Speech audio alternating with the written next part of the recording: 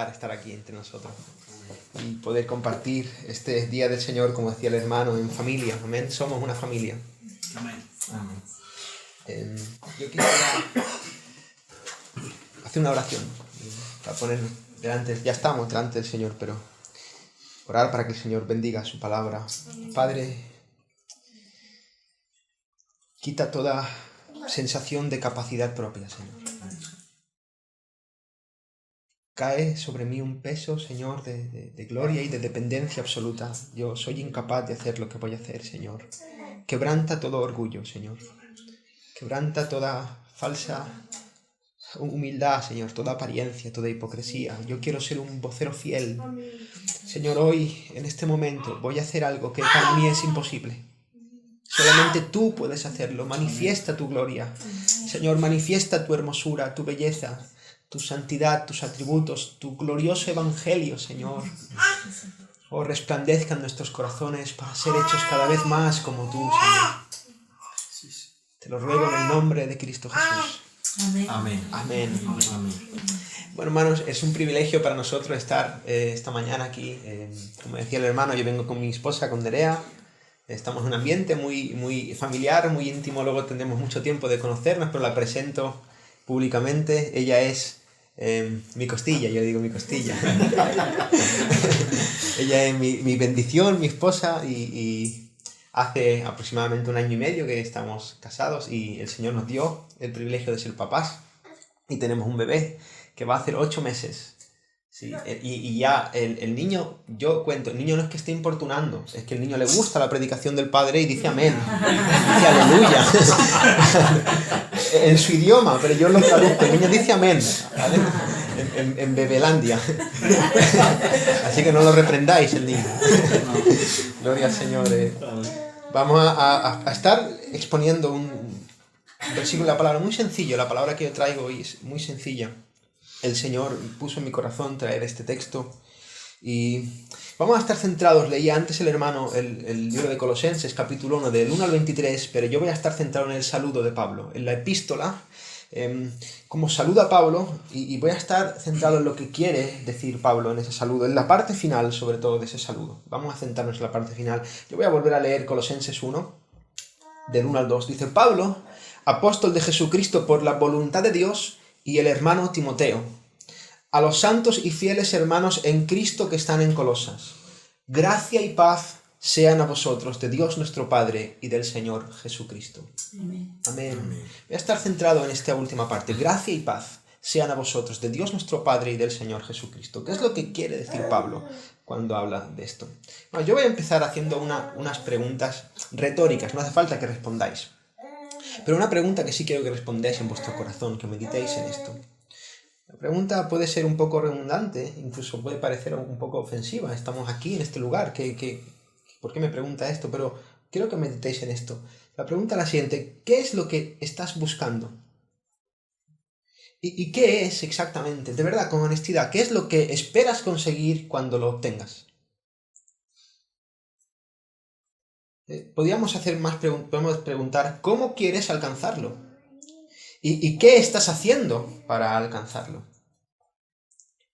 Yo prediqué este sermón en la iglesia de Chiclana, y había una mujer que en todas las preguntas decía ¡adiós! ¡Adiós! Y ahí cortando un poco. Y sí, yo sé que tú tienes esa intención, pero realmente yo creo que rebusques, que escudriñes tu corazón hoy. Si saliéramos hoy a la calle y empezáramos a hacer esa pregunta a gente, estableciendo una conversación en confianza, las respuestas que daría el mundo serían bastante variopintas, ¿verdad? Algunos dirían que buscan paz interior, portarse bien con los demás, respuestas importantes a las preguntas importantes: ¿quién soy? ¿De dónde vengo? ¿A dónde voy? Cuarto milenio, ¿quiénes son los extraterrestres? Bueno, es verdad, hay gente que está con esas historias. Algunos dirían prosperidad económica, quiero éxito en la vida, etc.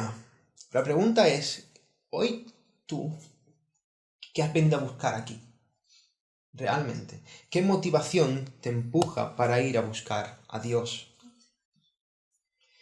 El patrón del ser humano, hermano, siempre es el mismo. Es desear alguna cosa y poner sus expectativas en lo que ocurrirá cuando alcance su deseo. Siempre es el mismo. Y eso no es casualidad. No es algo negativo que deseemos. De hecho, hemos sido creados para desear. Hemos sido creados para tener deseos. Y también hemos sido creados para estar satisfechos con aquello que deseamos. Dios nos creó para que le deseáramos a Él. Amén. Y para que le adorásemos y nos deleitásemos en Él. Y es esa la manera que Dios ordenó y Dios diseñó para que nosotros, en su misericordia, en su bondad, encontrásemos verdadera dicha y verdadera felicidad. John Piper, un pastor que sigo mucho, yo creo que muchos lo conoceréis. Él dice una frase que me gusta. Dice, Dios está más satisfecho en nosotros cuando nosotros estamos más satisfechos en Él. Amén. Amén. Amén. El Evangelio no trata de nos. El Evangelio trata de un gran sí, que contiene nos. Pero es un sí a Dios, sí a lo mejor, sí al mayor de los deseos, sí al verdadero deseo, que es la gloria de Dios. Ahora, ¿por qué entonces el mundo no puede entender esto? Y ahí debemos pasar por encima de cuál es la raíz y el origen del problema. El problema comenzó en Génesis. Conocéis el texto en Génesis 3. Dice, y vio la mujer que el árbol era bueno para comer, y que era agradable a los ojos, y árbol codiciable para alcanzar la sabiduría, y tomó de su fruto y comió, y dio a su marido, el cual comió así como ella. El problema comenzó cuando el hombre decidió que él tenía unos deseos distintos a la voluntad de Dios, que podían satisfacer unas necesidades que Dios no podía satisfacer. Realmente lo que pasa en el huerto de Edén es un golpe de estado. Es decir, mira, yo voy a ponerme en tu lugar y voy a decidir yo qué es lo que me conviene y me interesa a mí. Porque yo creo, porque yo veo, porque yo entiendo, porque yo siento que lo que tú has dicho es mentira. La serpiente esta tiene algo de razón. Y ahí el hombre está poniéndose en el lugar de Dios. Y ese es el génesis, el origen de la desgracia del mundo. Lo que pasa en el huerto del Edén no es una fábula, no es un cuento, no es algo inocente, hermanos. Lo que pasa en el huerto del Edén es la raíz y el origen de todo el desastre del universo. Es muy serio. Es el hombre que está creado a imagen de Dios para representar a Dios y deleitarse en Dios, diciéndole a Dios, yo no quiero seguir estando en esa comunión contigo, yo voy a ir a mi bola, a mi manera, como Frank Sinatra. Y ahora al hombre solamente le queda consolarse con ir buscando esos deseos engañosos con los medios que él decidió encontrar. A saber, la vanagloria de la vida, los deseos de los ojos, la vanidad de la mente. La pauta siempre es la misma, desde ahí. Todas las naciones, todos los momentos de la historia, el hombre vive buscando de forma frustrada algo que no puede encontrar. Y ahora, lo más fuerte del caso es que el sistema del mundo sigue buscando felicidad sin Dios, y sigue ofreciendo felicidad sin Dios. Y esto no es nuevo, no es de ahora, no empezó con las campañas de marketing, esto empezó en Génesis. Tú puedes, consigue, sueña, hazlo a tu manera, tú vales. Ten un propósito y lucha hasta que lo alcances. Las filosofías, las religiones, la ciencia como cosmovisión existencial, el existencialismo, el conocimiento, los placeres de la carne, el dinero, el poder y un sinfín de cosas, de ideas que tratan de ponerse en el lugar de Dios para cumplir el propósito que solamente Dios puede cumplir. Bueno, tenemos una escena. La palabra que para mí resume con mucha claridad eso. Y es la escena en la que el Señor Jesús, con el amor y la mansedumbre que caracteriza a Cristo, se encuentra en una mujer samaritana en un pozo. Y ella empieza a darle clases de teología al Dios vivo. Y empieza... Realmente es muy ridículo lo que pasa ahí. Pero Jesús no se ríe de ella. Jesús tiene misericordia de ella. Y él le responde, cualquiera que bebiera de este agua, del agua del mundo, de todo lo que tú estás tratando de inventarte, de las tradiciones, de tu religión, de tus ideas, esa agua, cualquiera que bebiera de eso, volverá a tener sed. Pero qué precioso lo que le dice después. Dice, mas el que bebiere del agua que yo le daré, no tendrá sed jamás. Amén. Sino que el agua que yo le daré será en él una fuente de agua que salte para vida. La mujer estaba buscando donde no debía. Jesús se presentó a ella como la única fuente capaz de satisfacer esa sed. En definitiva, el problema siempre se encuentra enfocado en nuestros deseos, en nuestro corazón. ¿Qué es lo que tú deseas? Cada vez que evangelizamos a alguien, en resumen, al final estamos lidiando con alguien que está deseando lo incorrecto para alcanzar lo incorrecto, y tenemos que llevarle a través de Cristo para que desee lo correcto con el propósito correcto. Es una cuestión de corazón. Por eso el Evangelio no trata de cosas que hay que hacer. Trata de un cambio de corazón. Él cambia tu corazón. Saca tu corazón de piedra y pones un corazón de carne, para que entonces tú de forma voluntaria, amorosa, te deleites en el Señor. Amén. Amén. El Evangelio es un gran sí. Ahora, ¿cuál ha sido el resultado, hermanos, de lo que pasó en Génesis? Y no hace falta tener mucho discernimiento, tener mucha honestidad para saber que el mundo va de mal en peor. Que el hombre vive en una búsqueda frustrada continuamente, estando en un declive emocional, espiritual, existencial. Guerras, hambre, hipocresías, infidelidades, enfermedades, muerte. Maldad sobre maldad. Ahora, algunos entonces dicen, bueno, pues el problema es el mundo, hay que arreglar el mundo. Vamos a montar una ONG. Claro, si el problema está en las guerras, lo que hay que hacer es predicar la paz. Si el problema está en el hambre, lo que hay que hacer es llevarle comida a los niños, que sí que hay que hacerlo. Yo digo que no. Pero hermanos, el Señor Jesucristo enseña que el mundo, lo que ocurre en el mundo no es más que un reflejo de lo que ocurre en el corazón del hombre. Amén. El problema está dentro de ti, no fuera de ti. Dice, el hombre bueno del buen tesoro de su corazón saca lo bueno, y el hombre malo del mal tesoro de su corazón saca lo malo, porque de la abundancia del corazón habla la boca. El mundo solo es un reflejo de lo que el hombre es. Ahora, una pregunta que yo te hago aquí. Otra vez una pregunta retórica, no hagas como esa mujer de la iglesia. Pero una pregunta que quiero que quede en tu corazón. Hermano, hermana, ¿qué deseos hay en tu corazón? Realmente. ¿Qué es lo que estás creyendo? ¿Qué verdades o qué mentiras estás creyendo? ¿Qué quieres alcanzar?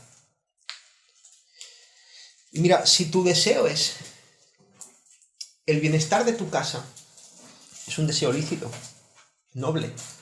Pero si tu deseo es ese por encima de la gloria de Dios, estás perdido. Amén. Amén. Si tu deseo es la prosperidad económica, que no es malo, por encima de la gloria de Dios, estás perdido. Si tu deseo es aprender teología, comerte todos los libros de Spurgeon y de Martin Lloyd-Jones y de Sproul y de Piper y te vas a Agustín. Yo he leído las confesiones de Agustín, este fenómeno. Si tu deseo es ese, por encima de la gloria de Dios, estás perdido. Amén. Amén. Porque cualquiera que ame a padre o a madre más que a mí no es digno de mí. Amén. Habrá un día en el que el Señor te va a dar a escoger entre tu familia o Él, entre tu ministerio o Él, entre la teología y la verdad bíblica o Él. ¿Qué hay en tu corazón? Quitar a Dios del centro de tu existencia, de tu propósito, de tu meta, de tu goce, de tu deleite, es el verdadero problema. El alma tiene una necesidad existencial absoluta porque ha sido diseñada para ese propósito, y el hombre ha sido diseñado para deleitarse en Dios. Dios debe ser el centro de nuestros deseos porque Él es el creador y dueño soberano del universo. Tu alma le pertenece a Él, y eso no es algo egoísta. No es algo que Dios hace porque tiene un complejo de caudillo. Hay gente que lo ve así. Yo una vez predicando el Evangelio a una chica que ella me trató de predicar una ONG por la calle y yo le dije, mira, yo soy cristiano y yo voy a participar en esto porque creo que es una buena obra, pero mira, necesitas a Cristo. Y empecé a predicar el Evangelio y cuando yo hablé de la gloria de Dios, él me dijo, pues vaya Dios más egoísta, que lo quiere todo para él. No, mira, verás, Dios es tan bueno que como Él sabe que lo mejor para ti es que tú estés con Él, Él quiere eso. Él se quiere compartir a sí mismo porque no hay nada como Él. Amén. Amén. Pretender alcanzar ese propósito quitando a Dios del centro es ridículo, hermano. He tenido una servilleta por ahí, perdón. Gracias. Es algo verdaderamente ridículo. Gracias, hermano. Qué bueno. Voy a ir pidiendo.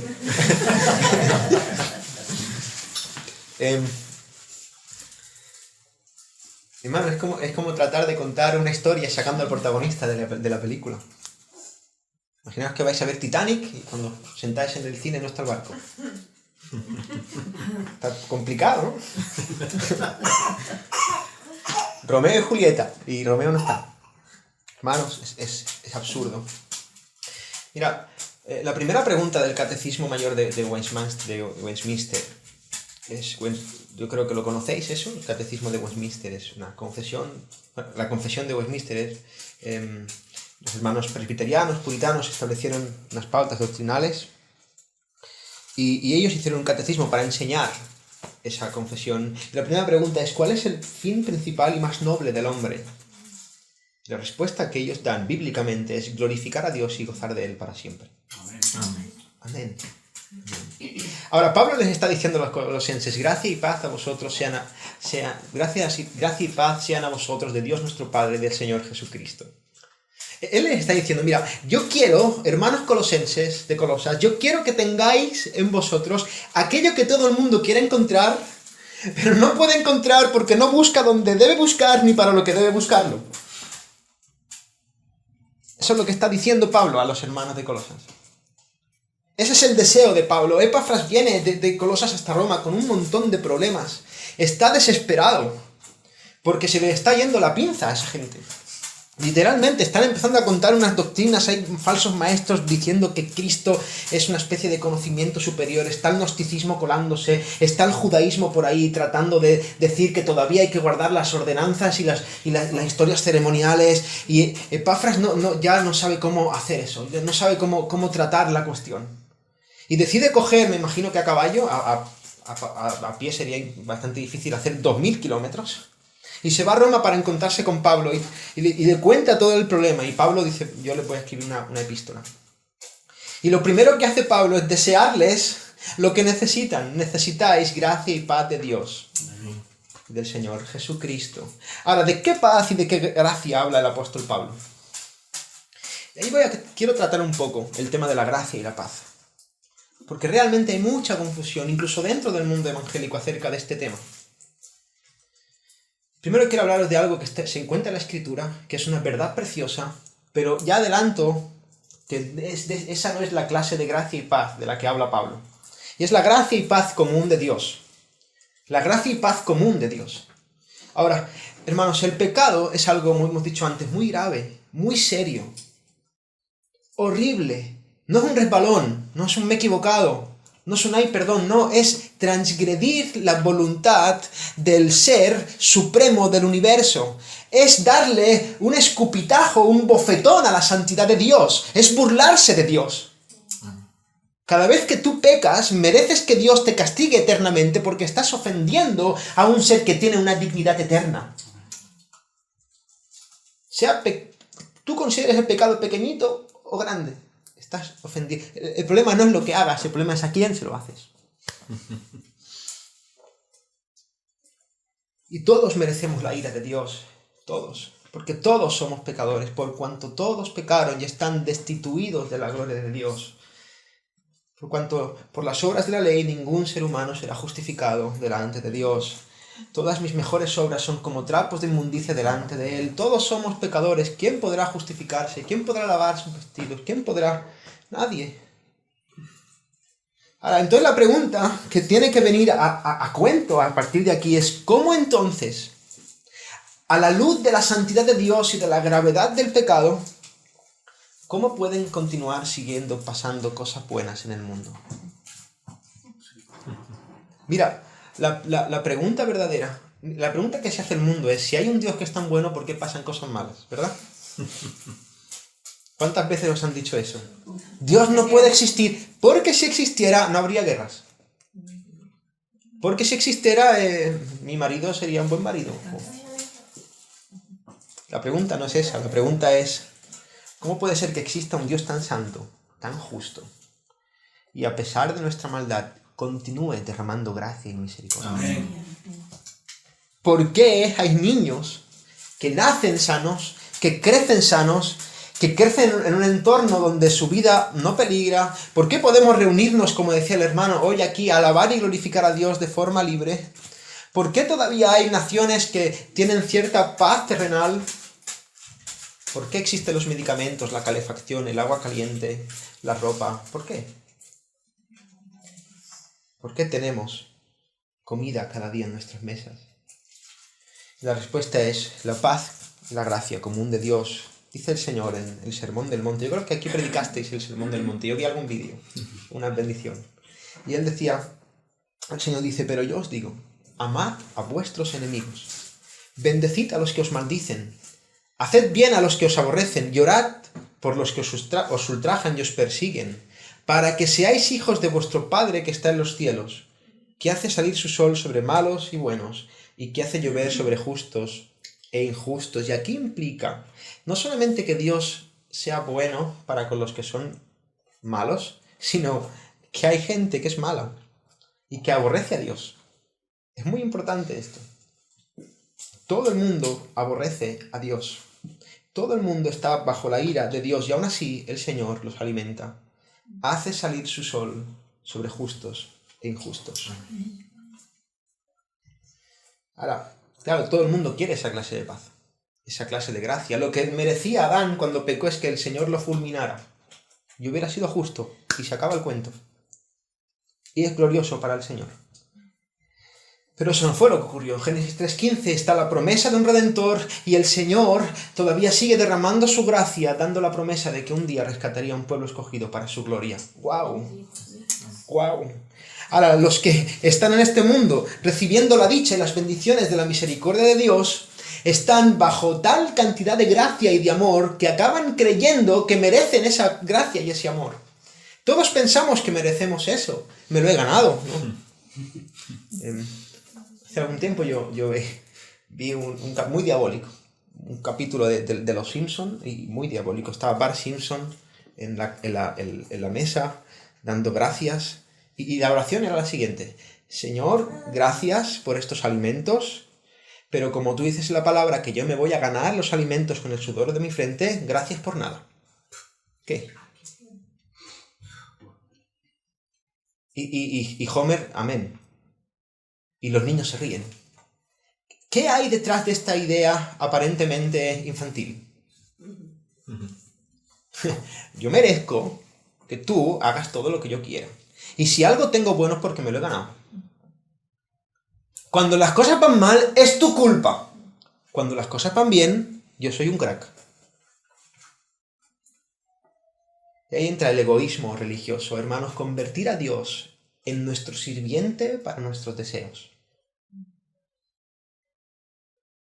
Yo antes de convertirme al Señor, tenía contacto con gente que me hablaba de Cristo.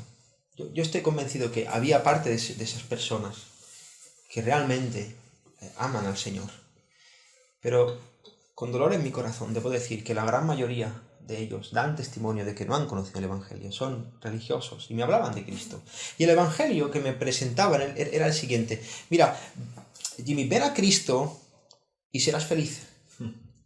Ven a Cristo y te irá bien. Ven a Cristo y tu vida se ordenará. Y yo siempre le respondía en mi soberbia, en mi maldad, le decía: mira, ven a mis conciertos y serás feliz. Yo antes me dedicaba a la música, a la vida secular. a la música secular y hacía conciertos y esa mi vocación, eso era mi meta en la vida. Y ven a mis conciertos y te irá bien. Y yo le decía, tú tienes tu religión y yo tengo la mía, yo creo en mí. Y a mí me va mejor que a ti. Y de verdad que era verdad. O sea, si tú comparabas la vida de ese hombre con la mía, decías, yo quiero ser como Jimmy, no quiero ser como él. Y eso a mí me llenaba de orgullo, de soberbia. Yo vivía feliz en mi autoengaño. Hermanos, hay personas que nunca han oído el nombre de Jesucristo, ni siquiera oírlo, y comen pan cada día. Y si tú les preguntas a ellos, ellos te van a decir que son los más felices del planeta.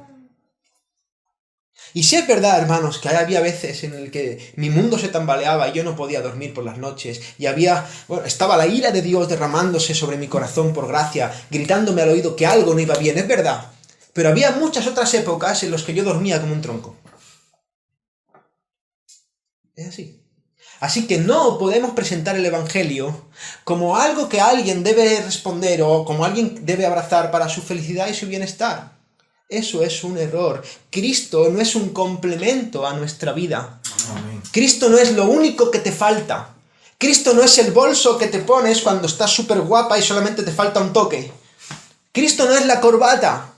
Cristo es la vida. Amén. Él es la vida. Y fuera de Cristo no hay vida posible. Hermanos, da igual cómo te sientas, da igual cuál sea tu situación, da igual que te llames Donald Trump, Lionel Messi, Roger Federer, da igual que seas un campeón o que te sientas un campeón, si no tienes a Cristo, no tienes nada. Amén. Nada, tú puedes tú puedes ser el campeón del mundo, tú puedes ser el hombre más rico del mundo, tú puedes tener una esposa que te ama y bella, tú puedes tener un hijo precioso y obediente, tú puedes tener un trabajo que te satisface, tú puedes tener todas las cosas de este mundo multiplicadas por 1.000.000 para ti, solo para ti, y sigues siendo un miserable delante de Dios, porque sin Cristo no hay vida. Amén. Amén. Hermano, dice el Señor, todo aquel que quiera salvar su vida la perderá. Todo aquel.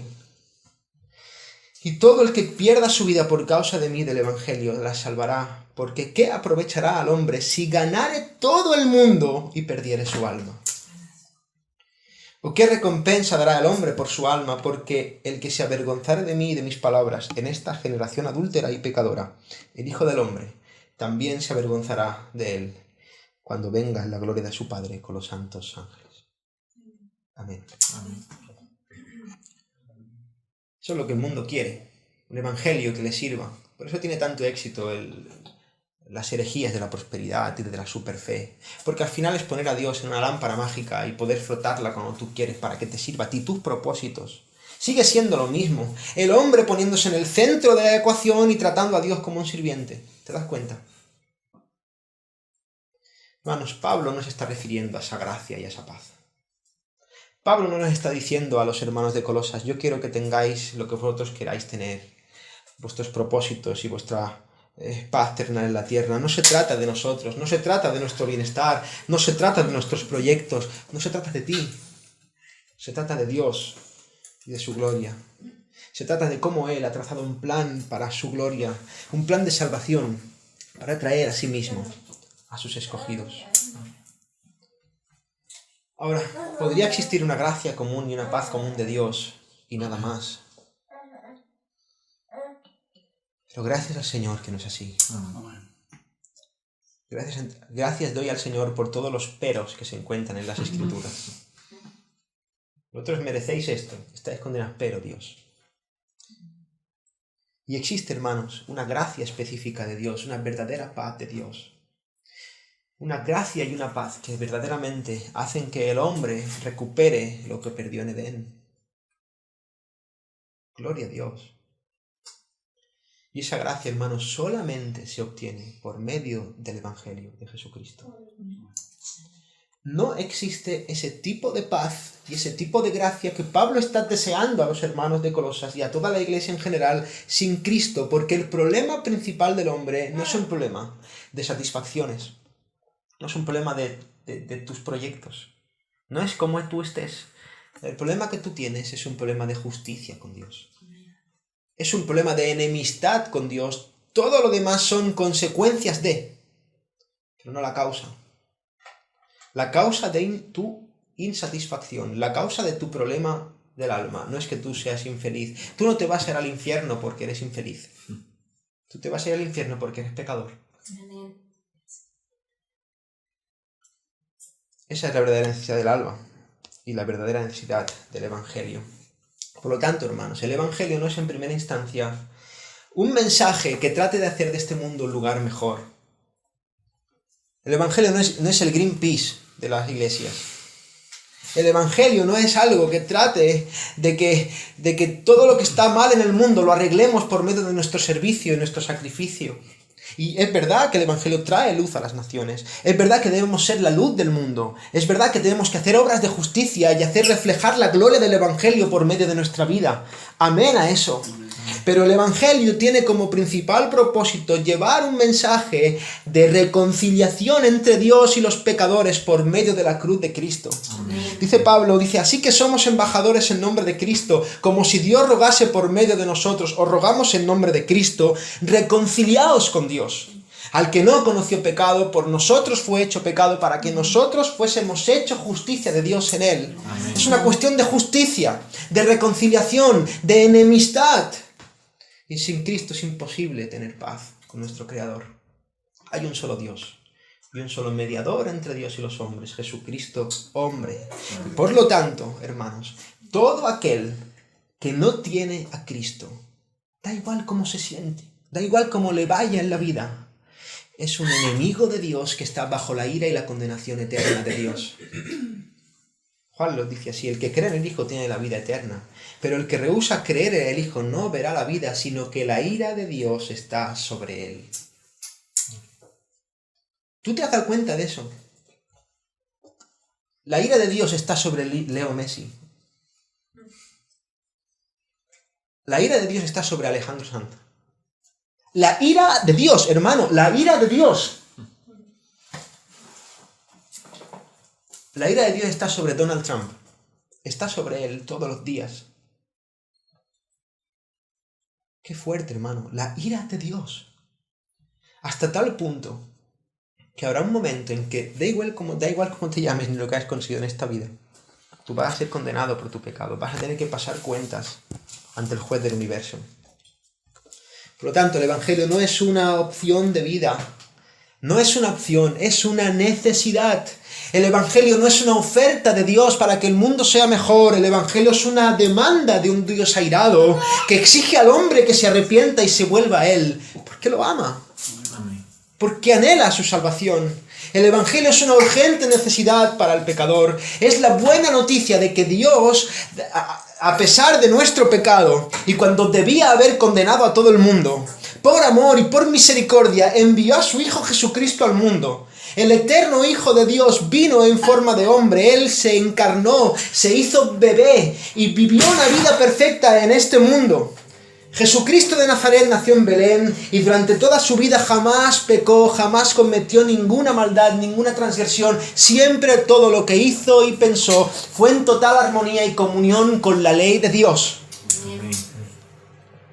Cristo cumplió con toda justicia, es el único, Él es el unigénito de Dios, es el que puede complacer al Padre. Él cuando fue bautizado en representación de todos los que serían bautizados, porque a Él no hacía falta limpiarle de ningún pecado, cuando fue bautizado para cumplir con esa justicia, se abrió el cielo. Y hubo una voz del cielo, el Padre dijo, yo me imagino ese momento glorioso, la voz del Padre tronando y diciendo, este es mi Hijo amado en el cual yo tengo complacencia. Amén. Él es mi deleite. Oh. Y a pesar de ser inocente y de ser perfecto y de ser bello y de ser hermoso, Él dijo que iba a poner su vida por sus ovejas. Y fue a una cruz, fue a morir a una cruz, Él cargó el madero. Él fue escarnecido, fue insultado, vituperado, fue burlado. Cuando estaba en esa cruz, sintiendo los clavos y los insultos y las burlas, de su corazón salió amor. Padre, perdónales porque no saben lo que hacen. Ah, Señor, ¿cómo puede ser? ¿Por qué? Y algunos dicen que el problema, que lo que tuvo que sufrir Cristo en la cruz, y hacen de eso un... Y es verdad, Cristo tuvo que sufrir como hombre y sufrió dolor. Pero hermanos, Pedro fue crucificado al revés. Hay hermanos que los han quemado a fuego lento. A fuego lento.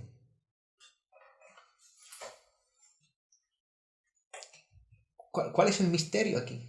No se trata de que muriera la cruz, se trata de quién estaba muriendo. Y de lo que estaba haciendo el Padre con él. El Padre quiso quebrantarlo, sujetarlo al padecimiento. Él derramó su ira. Él lo odió, lo abominó. Padre, ¿por qué me has desamparado? Él sintió la soledad por primera vez. El Hijo y el Padre. Y esto es un misterio que podríamos estar hablando aquí, no sé, hasta que partiéramos con el Señor. Se separaron. Él sintió la soledad de ser hecho pecado, siendo inocente. Y en ese momento Él expiró, y los cielos se oscurecieron, las piedras se partieron, el velo del templo se rasgó por la mitad. Consumado es, dijo el Señor. Gloria a Dios. Está hecho. He cumplido toda justicia. Yo soy el Cordero de Dios inmolado desde antes de la fundación del mundo, que quito el pecado del mundo. Gloria a Dios. La historia no acaba aquí. Jesús fue sepultado. Él cumplió con la justicia del Padre. Lo enterraron. Y al tercer día, esa tumba quedó vacía. Amén. Gloria a Dios. ¿Qué significa eso? ¿Qué significa la resurrección de Cristo? Hermano, la resurrección de Cristo nos puede dar esperanza. Porque es el amén del Padre a la obra del Hijo.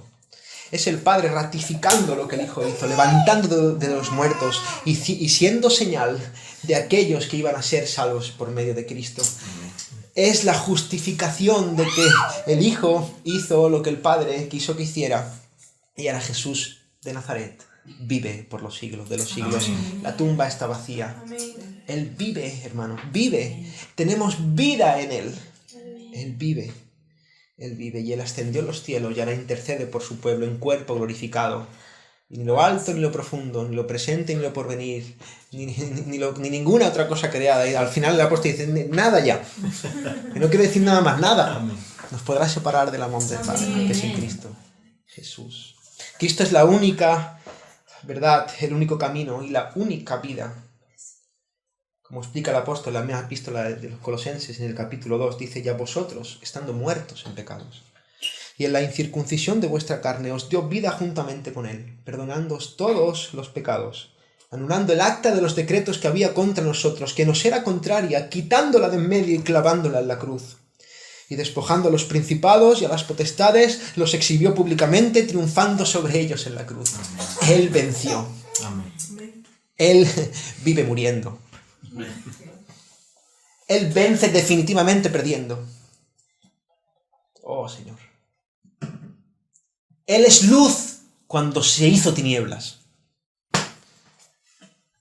Y algunos me dicen, ¿por qué estoy loco por Cristo? Yo no entiendo la pregunta. Pero ahora Dios manda a todo hombre en todo lugar que se arrepienta de sus pecados y crea en el Señor Jesucristo como su Señor y su Salvador, y todo aquel que invocare el nombre del Señor será salvo. Ahora, fijaros, hermanos, yo no estoy pidiendo, y nunca se debe hacer eso cuando evangelizamos, no estoy pidiendo que tú creas que Jesucristo es el Señor. Pablo dice, gracia y paz sean a vosotros de Dios nuestro Padre y del Señor Jesucristo. Hermanos, Dios ya hizo a Jesús Señor. Pienses tú lo que pienses, hagas lo que hagas, digas lo que digas. El apóstol Pedro se planta delante del pueblo judío y dice, sepa pues ciertísimamente toda la casa de Israel que a este Jesús a quien vosotros crucificasteis, Dios le ha hecho Señor y Cristo. Él es el Señor del universo. Él es el Señor del mar y de la tierra. Si tú ahora mismo coges aire es porque Él lo permite, porque Él es el Señor del aire que respiras. Él es el Señor de los latidos de tu corazón, de la sangre que corre por tus venas, de todo lo que ves y todo lo que no ves. Él es el Señor del mundo, es el Rey del universo, es el Rey de reyes. Dice, porque en Él fueron creados todas las cosas. Las que hay en los cielos y las que hay en la tierra, visibles e invisibles, sean tronos, sean dominios, sean principados, sean potestades. Todo fue creado por medio de Él y para Él. Amén. A Él sea la gloria. Amén. Cada uno de nosotros estamos en sus manos. Tu vida depende de la voluntad del Señor Jesucristo. Cuando Él diga, corta el hilo y te vas de este mundo, dependes de Él, pienses lo que pienses. Y habrá un día que lo creas o no lo creas, tú estarás delante del Rey del Universo. Tendrás que dar cuentas. Vivo yo, dice el Señor, que ante mí se doblará toda rodilla, y toda lengua confesará a Dios. Y en ese momento solamente va a importar una pregunta. No va a importar cuántas Champions has ganado. No va a importar cuánto dinero has conseguido. No va a importar lo preciosa que era tu mujer. No va a importar las carreras que han sacado tus hijos. No va a importar cómo estaba tu armario. No va a importar nada. Solamente va a importar una cosa. ¿Quién fue Jesús para ti mientras tuviste oportunidad? Si Jesús es el Señor, pero no es tu Señor, te espera una eternidad de agonía incesante. Yo soy el camino, la verdad y la vida. Nadie viene al Padre si no es por mí. Ahora Pablo dice, gracia y paz a vosotros de Dios nuestro Padre y del Señor Jesucristo. Solamente no implanta el señorío de Cristo, sino que habla de la paternidad de Dios con nosotros por medio del Señor Jesucristo. Hermanos, hoy es día de salvación, es día de gracia, el Evangelio está todavía vigente, todavía hay esperanza. Ahora tenemos oportunidad de pasar de ser hijos de ira a ser hijos de la gracia, de pasar de ser hijos del pecado a ser hijos de santidad, de pasar de ser hijos del diablo a pasar a ser hijos de Dios. Pablo a los colosenses les dice que si están en Cristo, Dios es su Padre, su familia. Dice que Él no se avergüenza, Cristo no se avergüenza de llamarse mi hermano, mi hermano. Y Él permite que yo me siente en su mesa, como cantaba antes el hermano. Todos los seres humanos no forman parte de la familia de Dios, no todos son hijos de Dios.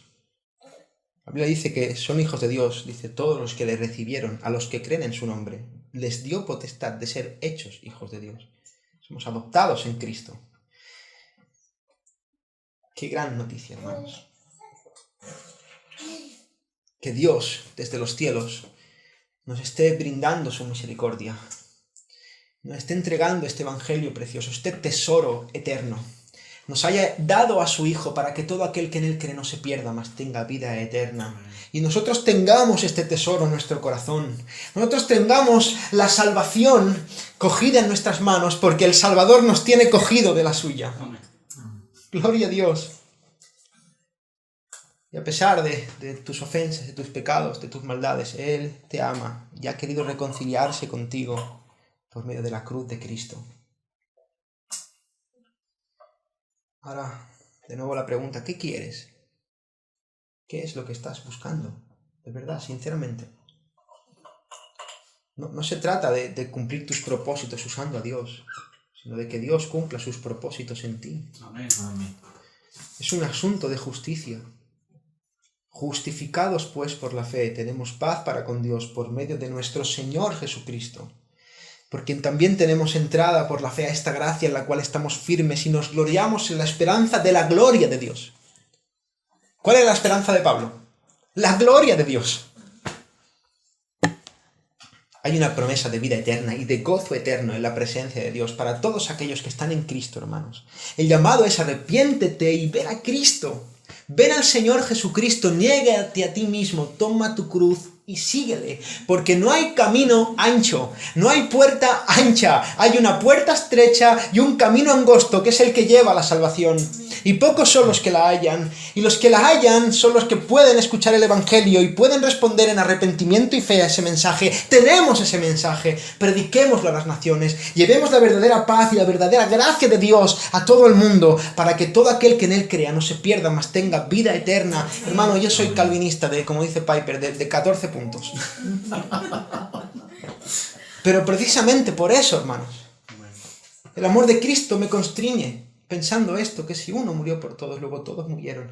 Hermanos, predica el Evangelio. Solamente en Cristo hay perdón, en Cristo hay oportunidad, en Cristo hay esperanza. Arrepiéntete y cree, porque en Él hay vida. El Evangelio, como hemos dicho antes, es un gran sí. El problema lo tiene el mundo. Nosotros no. No estemos amargados, no estemos decaídos, no estemos en derrota. Tenemos victoria en Cristo. Hemos recibido la vida en Cristo. Levanta tu ánimo, cree en las promesas del Señor, predica el Evangelio, esfuérzate y sé valiente. Haz las obras que Dios ha preparado de antemano para que andes en ellas. Cómete la palabra, ora al Señor, vive en Cristo, levántate, que se vea la vida eterna caminando donde tú pasas. Sé un fiel ministro del Señor y quiera Dios que en este momento todos nosotros podamos disfrutar de una verdadera paz y una verdadera gracia de Dios nuestro Padre y del Señor Jesucristo. Amén. Amén. Amén. Vamos a orar. Gracias, Señor. Gracias, Señor. Gracias, Señor, por tu amor, por tu palabra, por tu evangelio, por tu gracia, por tu paz. Por tantas bendiciones, Señor. Gracias por haberme rescatado, Señor, haberme reconciliado contigo. Gracias. Gracias por tu amor eterno. Gracias. Señor, humíllame. Hazme ver mi pecado, Señor. Hazme consciente de mi debilidad y que yo halle solamente identidad en ti, Señor. Dirígeme, que tu Espíritu Santo me dirija a ver tu rostro, a ver tu perdón, a ver tu hermosura, a deleitarme en ti. Amén. Poder disfrutar de una vida verdaderamente gloriosa, en paz y gracia. Señor, gracias por esta iglesia, este cuerpo, esta asamblea de hermanos, esta casa preciosa. Gracias, Señor, por la invitación, gracias por su hospitalidad, gracias por su amabilidad, gracias por los hermanos. Te ruego, Señor, que los afirmes en ti, que les des ánimo, Señor. Que entiendan que no se trata de ellos, de sus propósitos, que no se trata del éxito externo. Ya tenemos todo, como tú dices en tu palabra, todo es nuestro. Y nosotros de Cristo y Cristo de Dios. Así que, Señor, haznos vivir con esta conciencia, victoriosos, con ánimo, gozosos, predicando tu evangelio a toda criatura, para tu gloria, en el nombre de